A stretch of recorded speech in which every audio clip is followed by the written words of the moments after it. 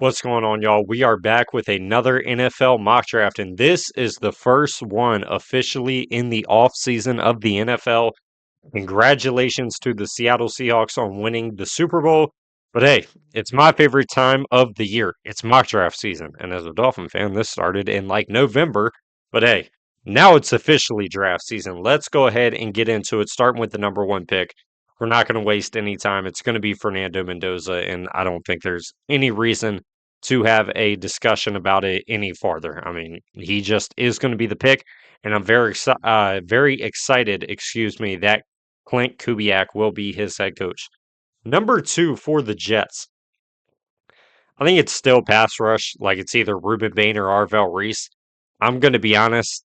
I'm going to lean going the NFL way and go Arvell Reese. They really care about measurables. They care about testing.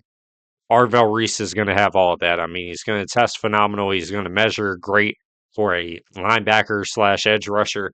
So, yeah, I think Arvell Reese probably is the number two pick. Number three, I hate when I see Ruben Bain to the Cardinals. It makes absolutely no sense. They took Darius Robinson in the first round to play that role 2 years ago, then Jordan Birch in the third round to do the same thing. So it's like there's no way they're going to triple down on it. So instead, I'll be going Francis Mauigoa out of Miami to help keep whoever's playing quarterback for Mike LaFleur up and healthy. Number four for the Tennessee Titans. This is the first pick where I get to start really thinking a lot because Jordyn Tyson, I think, is arguably the best wide receiver in the draft. His medicals do scare me a good bit. Carnell Tate, I think, is just a wide receiver too, but if you want a safe option, it's definitely Carnell Tate. And Mekhi Lemon, I love him to death, but I don't think he's going to go in this range. So I don't think really I would even consider him. David Bailey, I like a lot too. I just think he's probably a DPR starting off in the NFL. He does fit what Robert Saleh has typically drafted at the NFL level, but David Bailey's also got like the character concerns going on with the curb stomping incident and pushing the cameraman this year. So I think I'll just go the safest route and go Ruben Bain Jr. because Gus Bradley and Robert Saleh, neither one of them really ever blitz. They're just going to rush the main four D linemen, excuse me. If that's Ruben Bain, Tavondre Sweat, and Jeffrey Simmons, and hopefully Femi Oladejo, I think you're sitting in pretty good shape if you're the Titans. Number five for the Giants. This pick is also tough because a lot of people are like, oh, Caleb Downs, John Harbaugh took a safety in the first round with Kyle Hamilton and Malachi Starks. While that is both true, he did it at what? Pick 13, 14 maybe, and pick 27. John Harbaugh doesn't draft up here a lot. We haven't seen a safety go in the top five, and I don't know how long. Jamal Adams was close going sixth overall in what, 2017, I think? That was 9 years ago at this point. I love Caleb Downs as a player. He's my number one player in the class. I'm not going to do it. So we're going to go ahead and consider our other options. Did not mean to click tight end, but oh well. Jordyn Tyson, I don't like the pairing with New York because of all the injuries on the offense already. Cardinal Tate, I do like a lot for the Giants in specific because it does feel like a very safe wide receiver two opposite of neighbors. So Cardinal Tate is probably my top option, but man, Greg Van Roten is a free agent. Jermaine Illuminor is a free agent, and the Giants have no money. So Spencer Fano could start at right guard or right tackle. I think Marcus Bowe, I would like to see start at right guard. Spencer Fano is a plug and play right tackle. Your next pick would be at 37.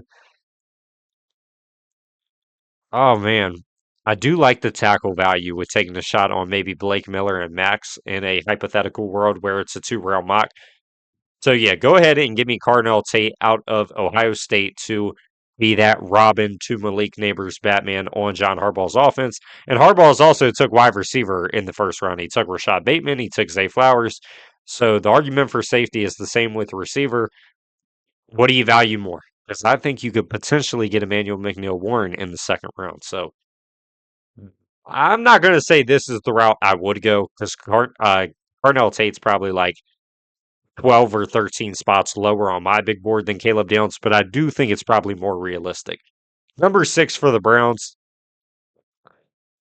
I mean, Ethan Posich, your starting center, free agent. Joe Batonio and Wyatt Teller, your starting guards, free agents. Cam Robinson, your starting left tackle this year, free agent. Tevin Jenkins, your backup guard, free agent. It feels like it's almost just got to be Spencer Fano at the number 6 pick just to have starters on the offensive line. I mean, another team that has no type of cap space whatsoever, you're probably going to have to draft, oh man, excuse me, a couple people pretty early to start on that offensive line. I do get nervous that Fano might have to flip sides, but I think he can probably make it work. 7 for the Washington Commanders. I do want to play around with the idea one day. And you know what? We'll do it today. Because, like I said, with James Pierce Jr.'s arrest recently, character concern very much should be considered more heavily when you scout prospects. David Bailey has his problems. I can promise you that. So maybe the Commanders just choose the best player in the draft, 7th overall, and Caleb Downs out of Ohio State to improve that secondary. Number 8 for the New Orleans Saints.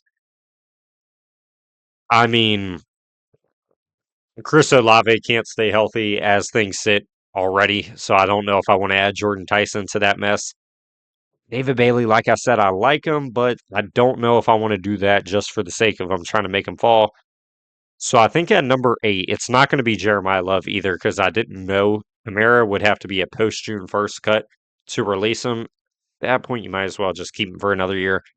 I can probably get a good playmaker in another world in the second round here, maybe like a Chris Bell, someone that is familiar with playing with Tyler Shuck. We're going to go Mansour Delane out of LSU because I don't think the Saints are going to be able to afford Alontae Taylor in free agency. So go ahead, get another boundary starter opposite of Kool-Aid, and then Quincy Riley can start in the nickel. Number 9 for the Chiefs. We're going to go ahead and grab Jeremiah Love. I mean, they just need a game changer on the offensive side of the ball. Jeremiah Love can provide that day one. He is obviously a great pass catching back coming out of the backfield as well. I think it makes all the sense in the world there. 10 for the Cincinnati Bengals. Cam Taylor Britt's a free agent. Sonny Styles, I like the player. I just don't really like the fit.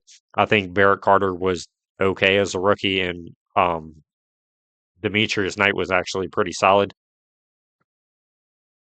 I mean, like David Bailey is exactly kind of what you need. And I feel like this is considered falling because he could have went 4th overall. He could have went 7th. He could have went 8th. He could have went 9th. So he has fallen a couple picks at this point. We're going to go ahead and grab David Bailey.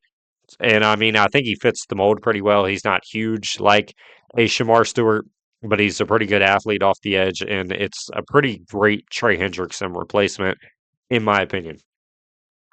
11 for my Miami Dolphins. I'm going to be honest, I'm not a fan of the Jordyn Tyson or Jermod McCoy picks. I like both of them. I just don't think it's probably the right move to start a rebuild with players that, I mean, McCoy was just a freak injury, but we haven't seen him play in over a year. Tyson is just feels like always hurt, so he probably isn't going to be the pick either. Wide receiver, I think you're also better waiting till the 3rd round. I think we are going to get someone way up the board in this mock. I think I took Vega Ioane in my last mock. So instead, we're going to go with another pass rusher, but it's going to be TJ Parker out of Clemson to the Miami Dolphins. As a Dolphin fan, if this happened, I'd be like, I feel like you could have traded back and got him, but it is what it is. I mean, TJ Parker's been a really productive edge rusher throughout his career at Clemson, racking in, over 24 sacks in 3 years. And that's probably not even his best ability. He is a very good run defender off the edge in a team that could cut Bradley Chubb as a post June 1st cut to save over $20 million. Maybe you just go with TJ Parker and Chop Robinson next year. Number 12 for the Dallas Cowboys. Sounds like they're going to franchise tag Pickens, which I think that's smart. I know a lot of people love Sonny Styles to the Cowboys, myself included. For me, it's going to be Jermod McCoy. I mean, you just hired a defensive backs coach as your D coordinator. I feel like, and he just had 2 first-team All-Pros. Savone Ravel was not good as a rookie. Deron Bland was not very good last year. Jermod McCoy is a true boundary starting corner that can come in and start for you day one. I think he's probably healthy. He just hasn't played in over a year. So, I mean, I could see it making more sense for Dallas to take the risk than it did for Miami. 13 for the Rams. This is going to come down solely to fit. It's going to be Mekhi Lemon out of USC. I mean, he is literally meant for a Sean McVay offense. The Rams have tried to take wide receiver in the first round a couple times. They tried to make a monster trade up to get Tedero and McMillan last year. It fell through. Panthers obviously took him. So clearly, even with Devontae Adams and Puka, they are looking to add another weapon. And I think rightfully so. Devontae has one more year under contract. He's in his 30s. It probably is a good time to start looking towards the future. 14 for the Ravens. I mean, Jordyn Tyson could be a game changer on this offense. I mean, I'm definitely considering it. I'm going to go Vega Ioane out of Penn State. I mean, they just got to improve the guard play. I mean, Daniel Falele is terrible. He's a free agent. I can't imagine they bring him back. Like at all, not even as a backup. He's been terrible. So yeah, just go ahead and get the big Samoan out of Penn State to come in and start. I think either at left guard or right guard is fine because Andrew Voorhees isn't that good either. Sonny Styles is a pretty easy pick for the Buccaneers. I mean, you got to improve the linebacker play. Levante's free agent will probably be back. He's been with the Bucks obviously his whole career. So I mean, if Sonny Styles is sitting here, it's a no-brainer. 16 for the Jets, took Arvell Reset too. I'm going to get whoever's playing quarterback next year, playmaker, and Jordyn Tyson. Like I said, if it wasn't for the medicals, he would have went fourth overall to the Titans. Falls in this one solely just because he can't stay healthy. He broke his collarbone, he tore his ACL. Like the dude's got some of the worst injury luck you'll ever see, so he might just fall out of the top 15. Number 17 for the Detroit Lions. I think Taylor Decker is probably a likely cut candidate. So you probably have a need at left tackle and edge rusher. Like Keldrick Falk is a pretty good fit. I think the edge value is probably better in the second round than the tackle is. So we're going to go ahead and grab our tackle, and it's going to be Monroe Freeling out of Georgia. I'm a big fan of Monroe Freeling. He's my tackle three in the class. 6'7", 315 pounds, great athlete in space. I feel like that's perfect for the Detroit offense. I'm gonna be honest, I don't know what Petzing really likes to run Arizona's offense. It never really stuck out to me when he was the offense coordinator. So I imagine he changes his calling a little bit around the playmakers on Detroit's offense. 18 for the Minnesota Vikings. This just to me has to be interior defense line. Like there's so much talent on the board. There's arguably 5 first round picks on the interior this year, if not definitely to me top 40 picks. I guess I'll keep sending Caleb Banks up the board. I'm going to be honest, he arguably is my least favorite out of the 5, but he did have a good end to the Senior Bowl. He's big, athletic, 6'6", 330 pounds. He's very agile for his size, plays with some power. I just don't like the leverage he plays with, and he's not really a good run defender, but the Vikings are really lacking size on the interior D line, so I could definitely see this being an option to replace maybe a Javon Hargrave, who I think could be cut. 19 for the Panthers. I know some people don't like it. It's going to be Kenyon Sadiq every time when the board falls like this. If there's no TJ Parker, I just don't see Cassius Howe going this high because of the arm length. I don't think CJ Allen should go this high. Kenyon Sadiq is a game changer at the tight end position. Mitchell Evans, okay. Tommy Trimble, he's okay. JT Sanders, he's okay. Sadiq can be one of the best tight ends in the National Football League. So if he's here at 19, I really don't think he's going to fall out of the top 20. All right, 20 for the Dallas Cowboys. We got a corner in Jermod McCoy at 12. This feels like a good Keldrick Falk spot. I mean, they just got to do something on the edge. Keldrick Falk's big, athletic, 6'6", 285 pounds. He doesn't turn 21 until like September. He might be the youngest prospect in the draft, honestly. He's already a very good run defender. He just has shown really nothing as a pass rusher. He might have lucked into 9 sacks in 2024. If you watch him play, it's not going to translate. I mean, he's got a lot of room to grow, but like I said, he's super young. So I think you have plenty of time to try and develop him. 21 for the Steelers. I'm personally not a fan of Ty Simpson here. I think Aaron Rodgers will be back, and I just don't think the Steelers really set Ty Simpson up for success whatsoever. So instead, we're going to go the playmaking route. Denzel Boston's always been a popular pick here. I don't know because I mean they had DK and George Pickens, and you can argue, hey, they didn't want to pay George Pickens, that's why they traded him, and the character issues. I think it also goes into consideration they just didn't want two big boundary guys that do similar things. Denzel Boston's not going to win at the NFL level as a separator. He's big, he's physical, and has good hands. I mean, I think a player like Casey Concepcion could actually help the Steelers offense a lot more. Calvin Austin's a free agent. Maybe he takes that role, and that's what he does going forward. Just a guy that you get the ball in his hands and let his change of direction ability and his speed to help the offense. Excuse me. 22 for the Chargers. To me, this has to be Peter Wood's floor. I mean, you look at the offensive line, I know how bad the interior is. They have almost 100 million. Just signed some veterans like the Bears did last year. Caden Proctor should probably not play guard. It failed terribly with Mekhi Becton. I get you have a different system. Mike McDaniel also doesn't have any guys like that playing on the interior. Caleb Lomu, I think, could. Emmanuel Pregnon obviously could. Peter Woods is just very clearly the best player on the board at this point. To me, he's a top 8, top 10 player in the whole entire draft. I have no idea why I'm seeing him fall out of first round mocks. It seems like a lot of draft content creators and analysts don't really know why, but I mean, yeah, he had a down year. Not really. I mean, he was still pretty good this year, so I would take him in a heartbeat at 22 to pair with Tierra Tart, Jamari Caldwell, and Deshaun Hand. 23 for the Philadelphia Eagles. I'm completely out on taking corner at this pick. I think Avion Terrell and Colton Hood and Brandon Cisse and Keith Abney could be great fits for the Eagles. Lane Johnson is very heavily considering retiring. Landon Dickerson is considering retiring because of injury. Tyler Steen and Cam Jurgens both were not that good this year. To me, it's probably Caden Proctor. I mean, the Eagles have shown a history to develop these big athletic guys. Mekhi Becton, Jordan Mailata. I think even if Lane Johnson and Dickerson both came back, the odds of both of them staying healthy are slim to none. So Caden Proctor is probably going to be playing regardless if they're back, or he might have to start at right tackle day one for the Eagles. 24 for the Cleveland Browns. Took Spencer Fano at 6. I'm going to sprint the card in on Denzel Boston to get Shador a true wide receiver 1 on the boundary. I like Denzel Boston. He's my wide receiver 4. I probably got like a mid 30s grade on him. I don't really see him as a first round pick type of talent. But I mean, he's big, he's athletic, he shows decent speed for his size at 6'4, 210. I do think it would be a great fit for the Browns offense, though, with how accurate Shador is. 25 for the Bears. They got to improve the middle of their defensive line. I mean, it has been awful. Whether you want to go Caden McDonald or Lee Hunter, I'd listen to either one. I'm going to go Caden McDonald. I think he's just a more natural nose tackle, and that's what Chicago's looking for. And he's a year or two younger. So we're going to elect to go McDonald, who was probably the best run defender this past season in college football. 26 for the Buffalo Bills. Wide receiver is not an option at this point.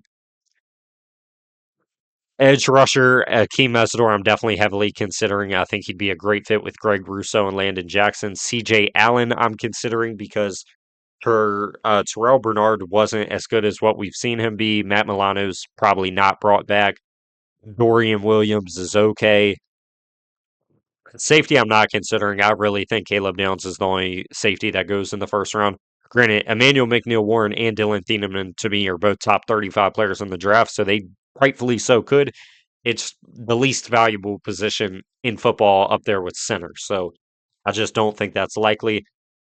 We're going to go with CJ Allen out of Georgia to improve that linebacker play in Buffalo. I mean, they just got to do something, man. It was not good at all this year. CJ Allen can be that true Mike linebacker in the middle of the field. 27 for the Niners. Like I said, wide receiver is not there. Caleb Lomu is my favorite pick to the Niners, regardless. I think he's a perfect left guard for that West Coast scheme, and he can eventually kick out to left tackle to replace Trent Williams in the future. 28 for the Texans. Some people aren't going to like this because offensive line, offensive line, offensive line. Emmanuel Pregnon is here. So be it. I think Lee Hunter is a perfect fit on the interior of that defensive line to pair with Tommy Togiai. Sheldon Rankins is a free agent. Danico Autry is a free agent. And you really don't have a nose tackle that stuffs up the run to begin with. So Lee Hunter, I would actually love to see the Texans take at 28 if he's available. And I mean, now granted, if like Vega Ioane is here or Monroe Freeling's here, Caleb Lomu's here, okay, take the offensive lineman. But if it's like Emmanuel Pregnon, Caden Proctor, I think I'd probably Go with interior defense line. 29 for the Rams. Got Mekhi Lemon at 13. This is a tough pick because Quentin Lake plays in the nickel so much. I don't think I want to take Avion Terrell, even though I think he can play on the boundary. To me, I'm looking for someone that's physical, that can get up in your chest at the line of scrimmage. That's Colton Hood to a T, and the T is in Tennessee. So, I mean, yeah, go ahead and give me Colton Hood. I mean, Akela Weatherspoon's a free agent. Roger McCreary's a free agent. Manuel Forbes might be like a restricted one. I believe Jacoby Durant is also a free agent, so I doubt you bring back all of them. Colton Hood could start for you, I think, day one on the boundary. It's just a good, very physical corner. 30 for the Broncos. Uh, Probably less than ideal that CJ Allen's not here. I like Brandon Cisse a lot. I'm not gonna lie.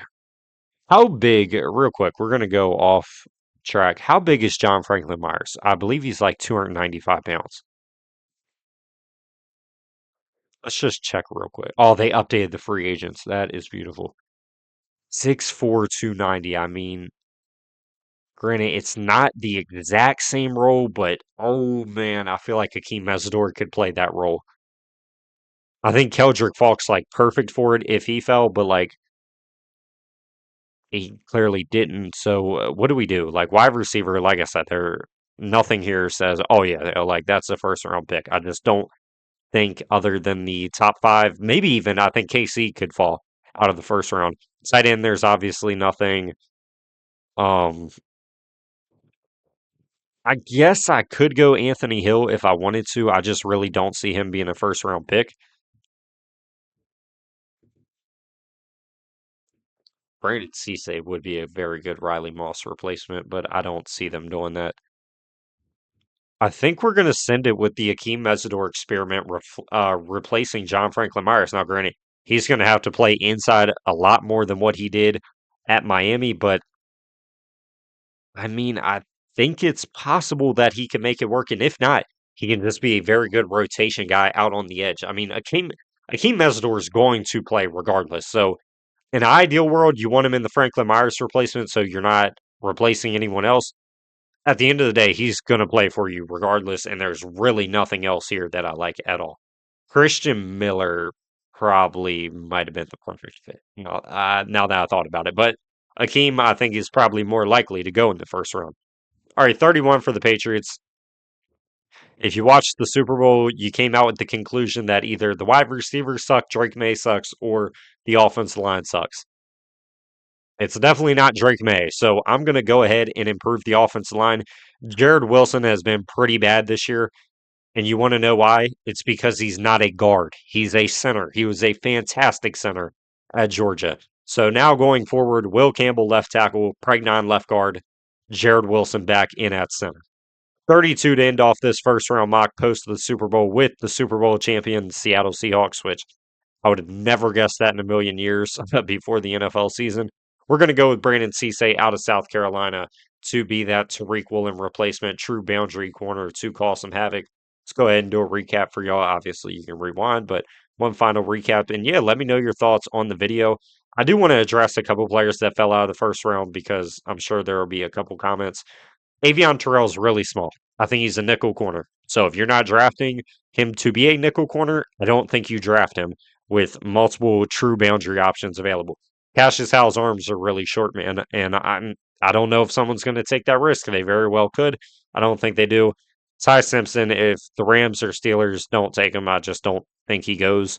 I don't think the Jets take him 16th. Emmanuel McNeil Warren, I love, just don't think he's going to be a first round pick because of safety value. Yeah, I guess that's really it. So I hope y'all enjoyed this one round mock. Trust me, the 2 and 3 round mocks will be back very soon. Just wanted to get y'all a quick one, and I still got to go live later tonight. So tune into that. Hope y'all enjoyed, man. I'll see y'all later. Peace out.